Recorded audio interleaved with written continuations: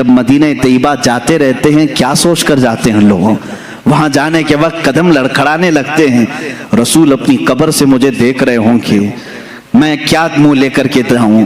اور اگر کوئی یہ سوچ کر جاتا ہے نہیں وہ تو عام قبروں کی طرح مر کر ختم ہو گئے، میرے عزیزوں پھر ان کے دلوں میں ادب بھی نہیں رہتا، مدینے جانے کا بھی کوئی تصور نہیں رہتا۔ لیکن دیکھا ہے ہم نے جنہوں نے رسول پاک کو اپنی قبر انور میں زندہ تسلیم کیا، ان کا ادب بھی اتنا بڑھ جاتا ہے، وہ وہاں سے گزرتے بھی ہیں ان کی آنکھوں سے ٹپ ٹپ آنسوؤں کی جھڑی جاری رہتی ہے اور الفاظ نکل نہیں پاتے۔ کئی ایسے لوگ ہیں جو بے قرار ہو جاتے ہیں اس لیے کہ انہوں نے اپنے رسول کو زندہ تسلیم کیا، اور جنہوں نے حضور پاک صلی اللہ علیہ وسلم کی زندگی کا انکار کیا اس کی ایک صاف مثال میں نے دیکھا مدینہ طیبہ میں جالیوں کے قریب ایک متوع، یہ متوع وہی ہیں جو سفید جبہ لال رومال پہن کر کے جو لوگوں کو گمراہ کرنے کے لیے جن کو رکھا گیا ہے، ہر ایک کو کاٹتے پھرتے رہتے ہیں، یہ پٹا ہی نہیں ہے ان کے اندر، مالک نے پٹا ڈالا نہیں ہے، آوارہ پھرتے رہتے ہیں، جو نظر آیا اس کو کاٹ دیتے ہیں۔ ہونا یہ چاہیے کہ جو گورنمنٹ انہیں پال رہی ہے پٹا ڈال کر کے رکھے، اس لیے کہ دنیا بھر سے لوگ آتے ہیں، روڈ پہ اس طرح کتوں کو چھوڑو گے تو ہر آنے جانے والوں کے لیے تکلیف بھی ہے۔ اب یہ وہی کرتے رہتے ہیں۔ ایک بار ہمارے سامنے کی بات ہے، پاکستانی حاجیوں کو یہ اس طرح سے ڈیبیٹ کر رہے ہیں، رسول کچھ دے نہیں سکتے، یہ نفع نقصان کسی چیز کے مالک نہیں، وہ کہہ رہا ہے نہیں میرا رسول دے گا، وہ پاکستانی بیچارہ بار بار کہہ رہا ہے۔ اس نے غصے میں آ کر کے جالیوں کے سامنے پیر یوں مارنا شروع کیا اور اپنی پیٹھ سے جالی گھسنے لگا، اگر کچھ کر سکتے تو دیکھو مجھے کچھ ہوا کیا، وہ دکھا رہا ہے۔ میرے عزیزو جن لوگوں کا عقیدہ یہ ختم ہوا نا رسول ختم ہو گیا ہے، وہ اسی طرح کی حرکتوں پہ آتے ہیں، اور میں سمجھتا ہوں اس سے لاکھ درجے افضل وہ بوڑھا پاکستانی تھا جو اگرچہ عالم نہیں تھا لیکن رسول پاک کی بارگاہ میں اتنے ادب سے کھڑا تھا کہ اس کی آنکھیں آنسوؤں سے بھری ہوئی تھی، ادب سے کھڑا ہوا تھا۔ عزیزان گرامی وقار، اس عقیدے کو آج پھر سے زندہ رکھو اپنے سینوں میں، اپنے ذہن میں۔ ہمارے نبی کو ہم نے مردہ تصور نہیں کیا، کلمہ پڑھا بھی ہے تو زندہ رسول کا کلمہ پڑھا ہے، محمد صلی اللہ علیہ وسلم اللہ کے رسول ہیں، ہم یہی کہتے ہیں۔ اب آؤ قرآن پاک کی دوسری دلائل کی طرف میں آتا ہوں۔ اللہ تبارک و تعالیٰ نے ایک آیت یوں فرمائی، وَلَوْ أَنَّهُمْ إِذْ ظَلَمُوا أَنفُسَهُمْ جَاءُوكَ فَاسْتَغْفَرُوا اللَّهَ وَاسْتَغْفَرَ لَهُمُ الرَّسُولُ لَوَجَدُوا اللَّهَ تَوَّابًا رَحِيمًا۔ یہ آیت ہے پوری، آپ قرآن پاک اٹھا کر پڑھ سکتے ہیں، 5ویں پارے میں یہ آیت۔ اللہ فرماتا ہے جب مومنین اپنے جانوں پر ظلم کر لیں یعنی گناہ کر لیں تو اے رسول یہ آپ کے پاس آئیں۔ قرآن میں ہے جاؤکا، یہ لفظ ہے قرآن میں، یہ مومنین کیا کریں، اے رسول آپ کے پاس آئیں، اللہ سے اپنے گناہوں کی بخشش طلب کریں۔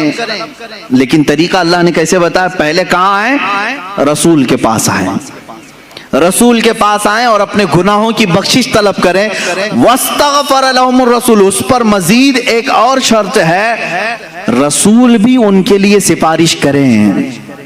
بات سمجھ میں آ رہی؟ جب جب گناہ ہو گئے وہ جائیں، توبہ اور بخشش کا ذریعہ اللہ نے جو بتایا، قرآن کی بات کر رہا ہوں، جاؤ کہ اے رسول یہ مومنین آپ کے دربار میں آئیں، اللہ سے بخشش مانگیں اور رسول بھی ان کے لیے سفارش کریں، لَوَجَدُ اللَّهَ تَوَّابًا رَحِيمًا، پھر وہ اللہ کو توبہ قبول کرنے والا پائیں گے، رحم کرنے والا پائیں گے۔ یہ آیت ہے۔ اب میں آپ سے پوچھتا ہوں، رسول اگر ختم ہو چکے معاذ اللہ رب العالمین جیسا کہ دوسروں کا عقیدہ ہے، مردہ ہیں، تو قرآن جو کہہ رہا ہے کہ مومنین اپنے جانوں پر ظلم کریں تو اے رسول آپ کے پاس آئیں، تو کیا کسی مردے کے پاس جانے کو قرآن حکم دے رہا ہے؟ اب اس کے جواب میں وہ یہ لوگ کہتے ہیں نہیں، یہ رسول کی زندگی میں آیت آئی تھی، रसूल की जिंदगी में यह आयत आई थी, और जो उस वक्त गुनाह कर रहे थे उनको हुक्म था कि वो रसूल के पास आए, रसूल उनकी सिफारिश करेंगे तो अल्लाह उनकी तौबा कबूल करेगा। मैं उनसे कहता हूं मेरे अजीज, फिर हमारा क्या कसूर है? कुरान क्या उसी जमाने के लिए उतरा था या कयामत तक के लिए आया है?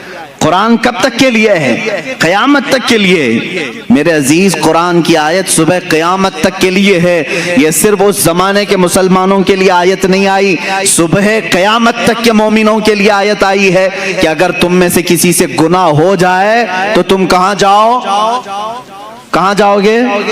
रसूल के पास। ये आप खुल करके बोलो, डरो मत कि कैसे जाएंगे, वीजा लगेगा कि नहीं लगेगा। मैं बताता हूं, उस पर भी मैं आता हूं, लेकिन कुरान की बात है।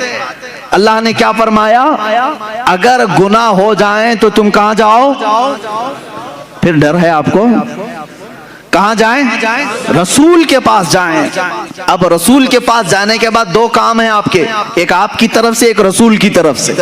आप अल्लाह की बारगाह में तौबा करेंगे, रसूल आपकी सिफारिश करेंगे, तब आपकी तौबा कबूल होगी। अब आप सवाल आता है, हर एक की ताकत नहीं सफर करने की, कैसे जाएं मदीने? टिकट महंगा है, अब तो लॉकडाउन में वीजा भी नहीं लगता है। तो क्या अल्लाह तबारक ताला किसी बंदे को उसकी ताकत से ज्यादा का हुक्म देगा? जो तुम नहीं कर सकते उसका हुक्म शरीयत में आता है। इस्लाम नाम ही है इस चीज का। अल्लाह बंदे पर इतना ही हुक्म डालता है जितना वो कर सकता है, जो नहीं कर सकता उसका हुक्म नहीं आएगा। अब तुम सब लोग मिलकर के कहोगे कि हमारे आज जाने की ताकत ही नहीं, और अल्लाह ने हुक्म कैसे दे दिया? गुनाह तो आज सुबह भी हुए हमसे, दोपहर में भी हुए, शाम में भी हुए, और अल्लाह फरमा रहा है रसूल के पास जाएं। अब उस हिसाब से देखा जाए तो कभी टिकट मिले ना मिले, कैसे जाएं रसूल के पास? मेरे अजीजों, फिर तुम्हें हयातुन नबी का अकीदा और हाजिर और नाजिर का अकीदा लेना पड़ेगा, लेना पड़ेगा।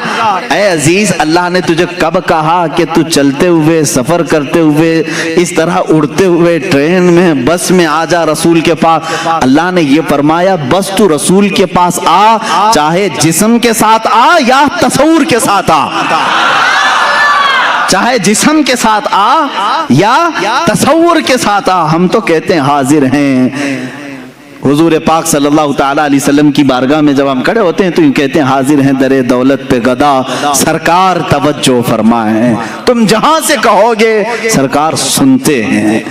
तो हाजिरी हो गई। यहां अभी आंख बंद कर लिया आपने, मुल्ला बाड़े की मस्जिद में बैठे हैं, गुनाहों से तौबा करनी है, कुरान की आयत पर अमल करना है हमको। अल्लाह ने फरमाया रसूल के पास जाने का हुक्म अल्लाह ने किया। अब मैं यहाँ बैठा, चल के जाने के लायक नहीं, आंख बंद कर लिया, मिनट भी नहीं लगे मदीने पहुंच गया, मिनट भी नहीं लगे। ये कितनी तेज हाजिरी है। बारगाह रसूल में खड़े होने का तस्वुर ले आया, और फिर सामने अपने रसूल को हाजिर पा करके अब तौबा करना शुरू किया। अस्तगफिरुल्लाह रब्बी मिन कुल्ली ज़ंबी व अतूबु इलैह। अल्लाह तूने फरमाया गुनाह हो जाए तो रसूल के पास आ जा, मैं आ गया। अब तूने फरमाया बख्शिश तलब कर मुझसे, मैंने बख्शिश भी तलब कर ली, इस्तिग़फ़ार भी पढ़ लिया। तीसरा काम है अब रसूल का, अल्लाह के रसूल सिफारिश करें। अब रसूल के पास तुम्हें कहना होगा, ऐ अल्लाह के रसूल, हुक्म खुदा पर मैं आपके पास आया हूं, और हुक्म खुदा पर मैंने इस्तिग़फ़ार भी कर लिया, बस आपके इस्तिग़फ़ार की, आपके सिफारिश की देर है, और अल्लाह मेरी तौबा कबूल करेगा। यही तो अकीदा बरेली का इमाम बार बार तुम्हें कह रहा है। रसूल करीम सल्लल्लाहु ताला अलैहि वसल्लम के दरबार में आओ, यहाँ मेरे अजीजों गुनाहों की बख्शिश तलब करो, और रसूल बेहिसाब देते हैं, और अल्लाह तबारक व तआला उनकी सिफारिश को सुनता भी है, और बंदों को पाक करके वहां से रवाना भी फरमाता है। अब इसकी दलीलें मैं देता हूं। एक और कुरान की आयत पढ़ करके मैं आगे आऊंगा कि रसूल इस वक्त भी माफ करते हैं कि नहीं करते हैं। कैसे पता चलेगा? आते हैं कि नहीं आते हैं, जिंदगी में हैं या नहीं है, इसको कुछ दलाइल से मैं साबित करूंगा।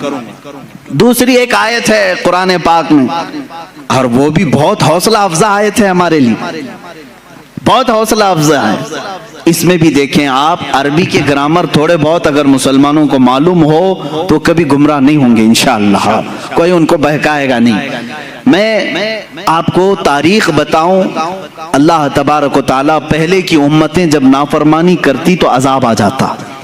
قوم لوط پر بہت بھیانک عذاب آیا ہے، قوم سمود پر بھیانک عذاب آیا، نوح علیہ السلام کی قوم پر بہت بھیانک عذاب آئے، شعیب علیہ السلام کی قوم پر بہت عذاب آئے. سب قومیں جب نافرمانی کرتی تو ان کے عذابات بھی کیسے تھے. بعض قوموں کو خنزیر بنا دیا گیا، بعض کو بندر بنایا گیا، بعض کے لیے زمین پھٹ گئی، سب اندر چلے گئے، بعض کے لیے آسمان سے پتھر برسائے گئے، نوکیلے پتھر، وہ برستے تھے تو ان کی کھوپڑیاں پڑ جاتی تھیں. تو یہ سخت ترین عذابات آئے، لیکن اللہ تعالیٰ نے رسول پاک صلی اللہ تعالیٰ علیہ وسلم کی اس گنہگار امت جس میں ہم اور آپ ہیں، ہمیں ایک تحفہ دیا. اب اللہ تعالیٰ فرماتا ہے وَمَا كَانَ اللَّهُ لِيُعَذِّبَهُمْ، اللہ تعالیٰ اب اس امت پر ویسے عذاب نازل نہیں کرے گا. اللہ کی طرف سے ہے یہ. تمہارے اندر گناہ آج بھی وہ سارے ہیں جو پچھلی امتوں میں تھے. لواطت بھی ہے، آج ناپ تول میں کمی یہ بھی ہے، زنا بھی ہے، چوری بھی ہے. یہ سب گناہوں میں جب وہ قومیں ملوث ہوتی تھی تو عذاب آتا تھا.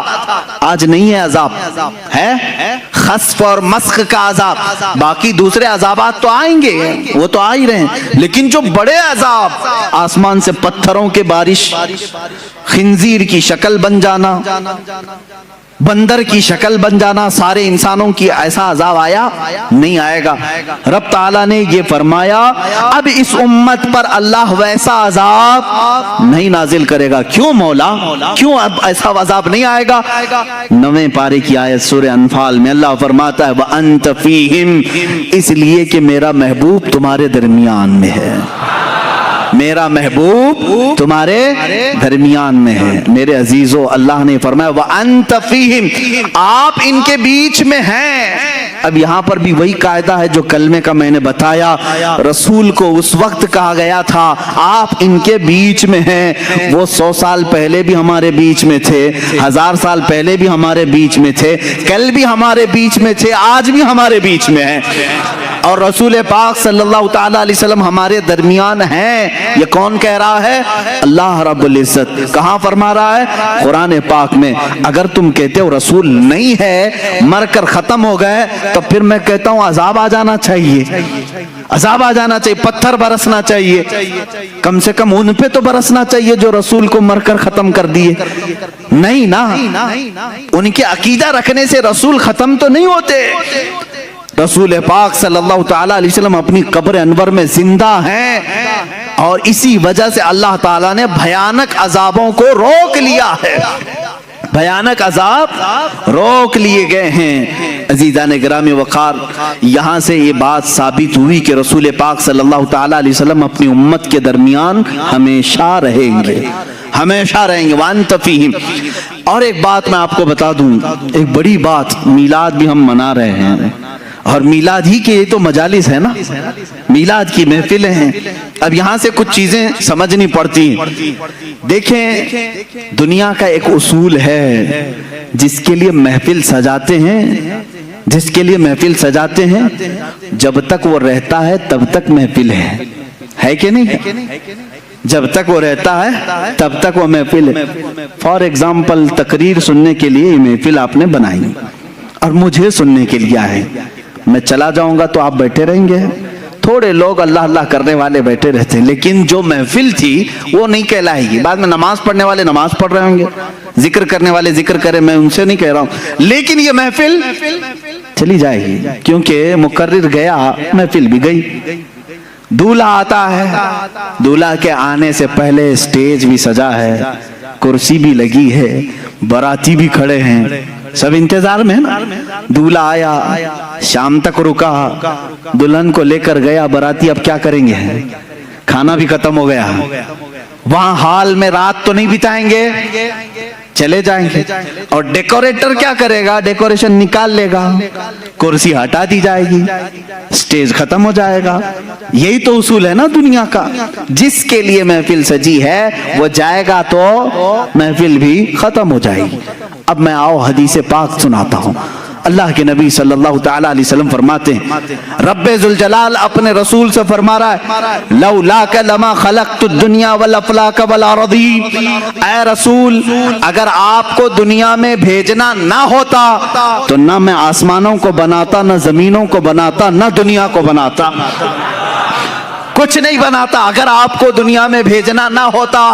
پتہ یہ چلا اللہ رب العزت نے یہ ساری کائنات میرے محبوب کے لیے سجائی ہے، اپنے حبیب کے لیے سجائی ہے، اور رسول آنے والے تھے، ان کے آنے سے پہلے 1,24,000 انبیاء کو براتی بنا کر بھیجا گیا ہے، انتظار میں بھیجا گیا ہے، آسمان کا شامیانہ تانا گیا، زمین کا بچھونا بچھایا گیا، ستاروں کی چمکاہٹ جگمگاہٹ لگائی گئی، چاند و سورج کو لائٹنگ کے طور پر کائنات میں سجایا گیا ہے، اور یہاں پر درختوں کے پھل پودے سارے یہ سجاوٹ میں اللہ رب العزت نے ہر چیز فرما دی، اور انسانوں کے بھی ایک عظیم جھرمٹ رکھا، اور اس کے بعد اللہ کا وہ محبوب دولہا بن کر 12 ربیع الاول شریف کو آیا، جس کے انتظار میں ساری کائنات تھی، چاند بھی اسی کے انتظار میں تھا، سورج بھی اسی کے انتظار میں تھا، آسمان بھی اسی کے انتظار میں ہے، زمین بھی اسی کے انتظار میں ہے، انبیاء بھی اسی کے قصیدے پڑھ کر کے دنیا سے گئے۔ اب وہ رسول دولہا بن کر کے آیا، اپنی حیات طیبہ کے 63 سالہ اس رسول پاک نے ظاہری زندگی میں گزارے۔